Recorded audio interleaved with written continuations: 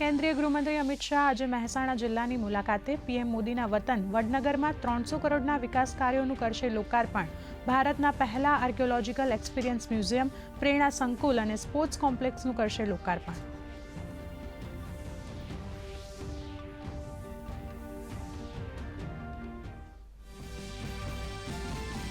વડનગરના 2500 વર્ષના ઇતિહાસનું સાક્ષી બનશે archaeological experience museum. 12,500 square ફૂટમાં ફેલાયેલું છે આ મ્યુઝિયમ। ખોદકામ દરમિયાન મળેલ 5,000થી વધુ અવશેષો મ્યુઝિયમમાં મુકાશે। વડનગરના 7 રાજવંશોના સમયગાળાની મળશે વિગતો।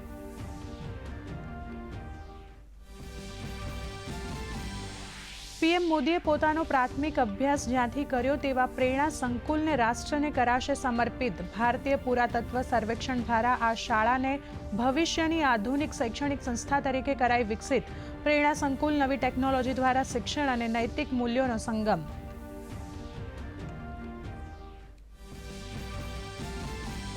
દિલ્હી વિધાનસભા ચૂંટણી માટે અનેક પાર્ટીના દિગ્ગજો ભરશે ઉમેદવારી ફોર્મ। ભાજપમાંથી ગાંધીનગર બેઠક ઉપરથી અરવિંદસિંહ લવલીન, કૃષ્ણનગર બેઠક ઉપરથી ડોક્ટર અનિલ ગોયલ, તો કોંગ્રેસમાંથી નવી દિલ્હી બેઠક ઉપરથી સંદીપ દીક્ષિત, સીમાપુરીથી રાજેશ લોઠિયા ભરશે ઉમેદવારી પત્ર।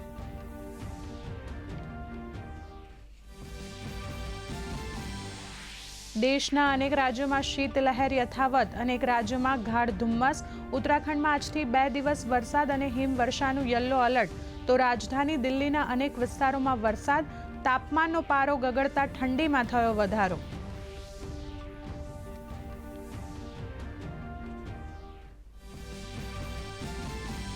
રાજ્યમાં ઠંડીમાં આંશિક રાહત, મોટાભાગના શહેરોમાં વધ્યું તાપમાન। સૌથી ઓછું નલિયામાં 6.8 ડિગ્રી તાપમાન, કડલામાં 11.6, ભુજમાં 11.4, ડીસામાં 12.5, તો અમદાવાદમાં 16.2 ડિગ્રી તાપમાન।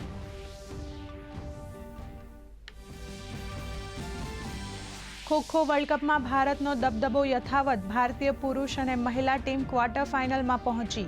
જીત સાથે ભારતીય ટીમ શીર્ષ સ્થાને।